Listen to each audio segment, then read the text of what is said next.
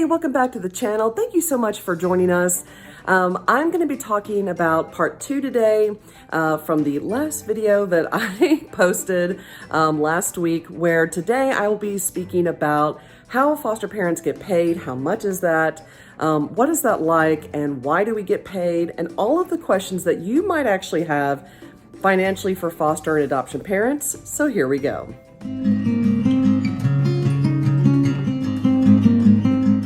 Okay, so as I said, I'm going to be talking about some of the financial aspects of foster care and adoption. If you've ever had these questions, please tune in.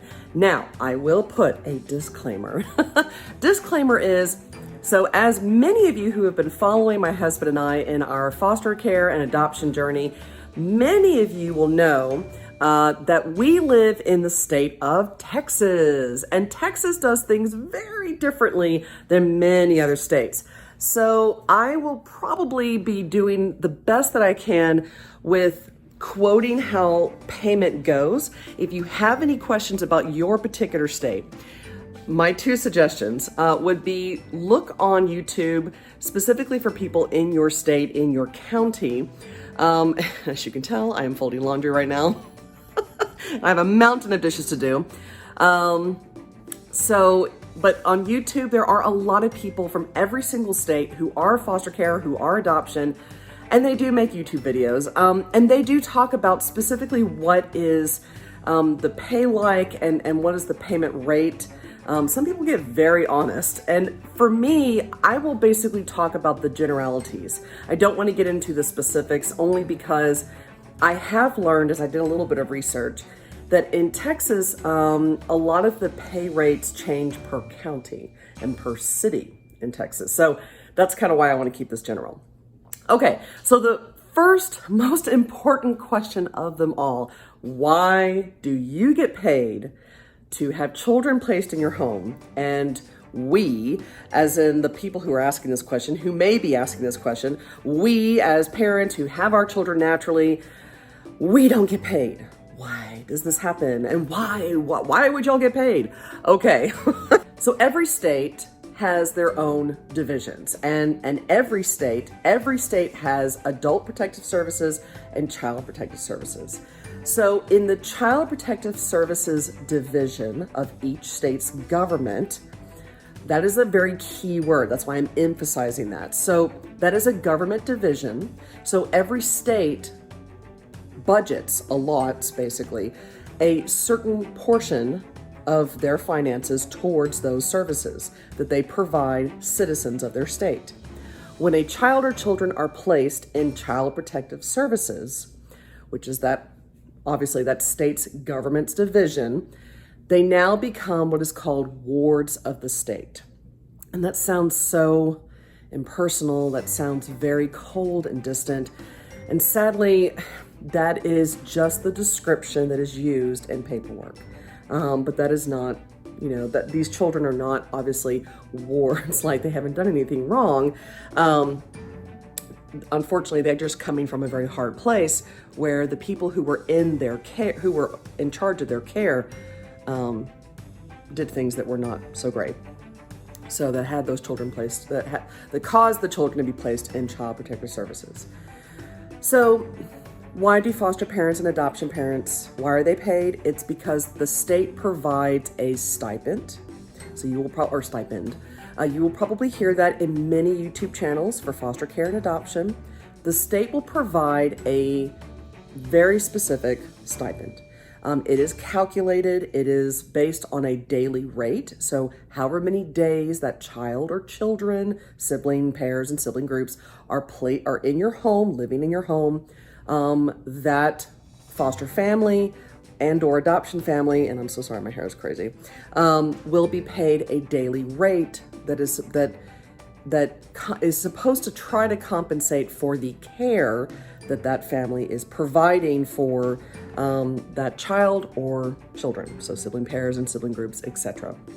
Now, the next question that I get constantly is, does the stipend, does the state stipend, does that actually cover the cost? No, it does not. It's like working full-time for minimum wage. So that's more or less what it's like. So people who work full-time for minimum wage, I am not, please, please, please no, I am not insulting, I am not judging. Anybody who works full-time for minimum wage, they would confirm, they would affirm, they would raise their hands to the sky and say that that isn't enough, that is hard, that is very challenging, especially if you are trying to provide for a family. So please know, I am not trying to insult anyone who works for minimum wage. I have worked for minimum wage in my life, so I get it. But that's the best way that I can put that. So why does the state, and then the next question that I've also received is, well, then why would the state skimp on that? And why would they only give the very, very, very bare minimum, even if it doesn't cover all the costs? Well, what I guess I would say to someone is, what you would need to understand is that every single state in these United States, they have a specific budget, and every state's budget is very different. I cannot tell you what is right and what is wrong. I will tell you, here in Texas, we plan our budget out. Our government plans their budget out every 2 years, and they have someone come in and they do that, and then they allot for everything from natural disasters to the most bizarre scenarios you can imagine, to regular, every day, every week, every month, every year bills, I would say, to kind of keep it simple and understandable here. So the state of Texas has a budget every 2 years, and yes, they're updating it. Yes, they're having to expand it and so forth and so on. Our Governor Abbott, he has expanded Child Protective Services budget, and he has expanded in other ways foster care budgets. But there have been other cutbacks, and there have been other issues that the foster care and adoption community still fights for rights for. Because there's a lot of issues with Medicaid, and there's a lot of issues with CHIP and WIC, and the list goes on. And it's not that foster parents and adoption parents are fighting for them to have those services. There are many of us, I'm not going to say all, but there are many of us foster parents, adoption parents, who try to fight for these services for the biological parents who are trying to work their plan, which is assigned to them by the judge when their child or children are displaced from their home and placed into foster care. So there's a lot of different mini battles kind of going on. But every state has their own budget, and every state, can only do what they can do. There are some states that pay a lot more. There are some states that don't pay at all. So not every state will pay. I will say this, and I hope I don't upset anyone, especially if you are a Texas resident. I feel like Texas does a great job. I have actually watched other YouTube videos. I've listened to other foster and adoption parents from other states, and there are people who really don't receive, in my opinion, the benefits that many of us Texas residents who are foster parents and adoption parents receive benefits that other states do not. So, would I say it's a catch-22? It can definitely feel that way. So what does the stipend, the monthly stipend, actually pay for? And why are there these horrible stories that you hear about foster parents doing this for the money? Okay. And that can get really, really tricky. So I'm going to do the best that I can while trying to also be as politically correct and as respectful as possible, because again, it's just such a complicated question, or questions, I should say. So what does it actually pay for? Every foster family that is doing this for the right reason. They're wanting to do this because they feel called to. They're wanting to do this because they want to actually grow their family. They want to do this because this is their only way to have a family. And my husband and I fell into the third category. I was not able to have children. My husband and I tried for many years through infertility. We did suffer a loss Obviously not as great. I shouldn't say obviously, because many of you don't always know our story. But I would say it was not as great of a loss as many people who have miscarried. But I think a miscarriage is just as hard, and regardless. But we made the decision several years ago to go into foster care and adoption in the hopes to adopt. And so we have had many children in and out of our home who have reunified, who've moved on to a different foster home. And that just happens in cases, just putting that out there. But for many of us who do this for the right reasons, so those reasons that I listed, we use the monthly stipend to pay for, say, activities for the child. Maybe over-the-counter medications that, say, Medicaid can't cover. So if your child is sick and maybe they need Motrin or Tylenol, there are a lot of pediatricians that won't write prescriptions for that. There will be many pediatricians that will write prescriptions for that, but the pharmacy that you take that you take your child's Medicaid card to, they may not fill that. They may be like, oh, I'm sorry, we don't do that.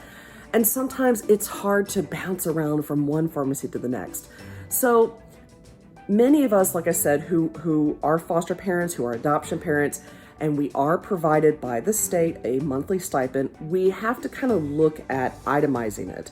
And that's what we do in our home. So because our current pre-adopt placement is a teenager, she is our first teenager. We've had tweens, and then we've had much, much, much younger kids.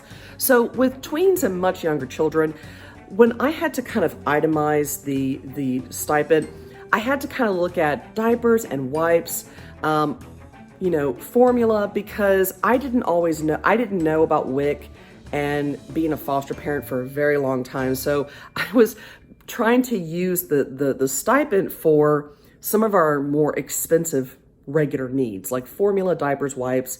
For more school-age kids, I would use it to maybe compensate for certain lunches in our home that we were buying that they really liked.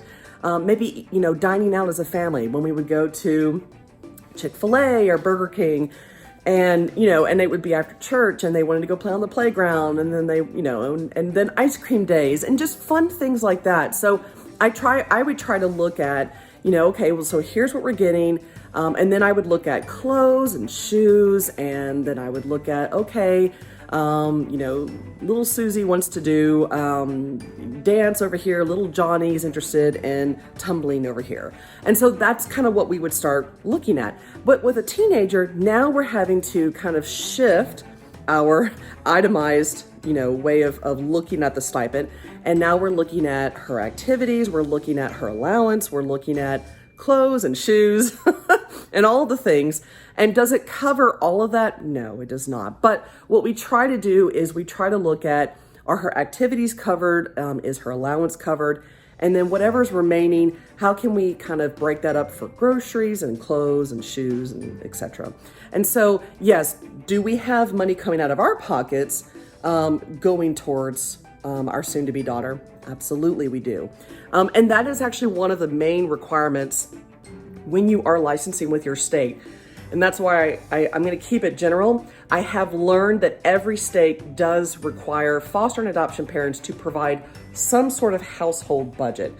I cannot begin to say, if you are in a different state other than Texas, I could not begin to say what that would look like for you in your particular state. Here in Texas, there are a lot of agencies. And if you were to license directly with Child Protective Services, there are private agencies and then your county agency, so that's Child Protective Services. They will require more than just a budget spreadsheet. They will require tax returns. They will require pay stubs.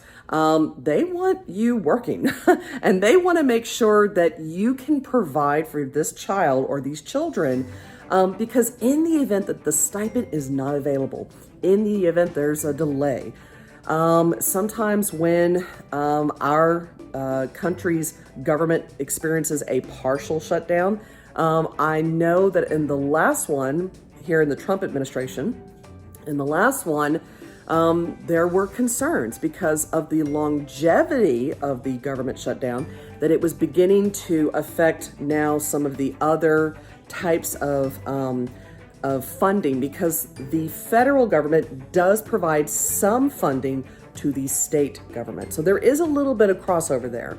And so because of that, here in Texas, a lot of private agencies, your Child Protective Service agency, they really want to make sure that you as a foster family, whether you're a single parent or you're married, they really want to make sure that you can provide for these children. And obviously they don't, and they do tell you this, they don't expect you to just go above and beyond and give them whatever they want per se, because, you know, with your own biological children, you probably don't give your children everything that they want, because there are limits in what we provide for our children, such as, oh, well, okay, you know, for Christmas and birthdays, let's think about that, you know, when they were like, I want this, you know, kind of thing. Those are just examples, but, you know, that's how we itemize things in our home. And because our soon-to-be daughter is a teenager, I actually communicate with her, here's how I'm using the monthly stipend, because she is 15. She is, you know, she's a very clever person, and she's capable of understanding, as we are teaching her about budgeting and we're teaching her about being financially responsible, she knows where a lot of the stipend goes to. And if she has any questions, she knows that she can come talk to me, or she can come talk to my husband. Like last night, she was asking, hey, you know, can I have this amount of money for this week? It's Valentine's week. And here's the reasons, and etc. And so we talked about it as a family, and we'll talk about it again. So we can kind of look at, you know, okay, does this go into your allowance? This, because what we're trying to do is, we're not trying to like restrict her from having that, but we're trying to help her learn about, okay, well, if you're going to borrow money because you want to use this, but it's outside of your budget that she's setting for herself with her allowance that she gets every month. Okay, so how do we do that? Are there some fun little small jobs around the home that you can contribute to and work with, that allows you to feel like you're you know, earning it yourself? And these are conversations that we have. And really, I've learned that budgeting, you know, kind of becomes an interesting and fun topic really when they're 10 years and older. And I'm not saying that a 7, 8, or 9-year-old can't understand a budget, but for many of you parents who do have 7, 8, and 9-year-olds, and even younger children, talking budget is a little bit different than when they're more tweens and teens. You know, but when we did have younger kids in our home, we would do a button, which was an allowance, process, and we did like buttons, and they had like chore charts and things like that. So that is kind of the best way that I can explain the stipend and how that works. The other question that I get is, once the child is adopted by the foster family, if that is how the case goes, if that is what happens, does the adoptive family still receive a stipend? In Texas, and that's the only thing, I don't know how that works for every state, but in Texas, that is a yes and a no. It depends on if the child qualifies for a stipend. If you're wondering if we do, I don't know. I've been given some indication by CPS that it's a possibility. You know, my husband and I, honestly, we're not really expecting that. I think, honestly, you know, we would probably, once we get to the adoption unit here in Texas, and I'll talk a little bit about that in another video, but, you know, I think, honestly, for us, we just want to make sure that we can try to have services provided for her. And I'm sorry, I spilled coffee on my shirt because coffee just today. But I think we're going to try to talk to the caseworker when we get closer to our adoption date, about trying to make sure that she can have long-term therapeutic services. You know, are there any ways that that the state can provide for her for college? You know, those are kind of things that, you know, we might even talk to our caseworker if there's a way for our teen to have Medicaid until she's maybe 18 or 21 as like secondary insurance. Because when we adopt her, we want to put her under my husband's insurance. Thank you so much for joining me today. Sorry I was a little bit more long-winded. I really appreciate you guys coming along, and I really just want to give a shout out to all of our new subscribers here on our channel, even though I'm pretty much the one that's always talking. But again, if you have any questions, we have comments. go down below. One of the very few family channels that do. But let us know what you're thinking. Let us know what you're feeling. And I will see you guys next time. Bye.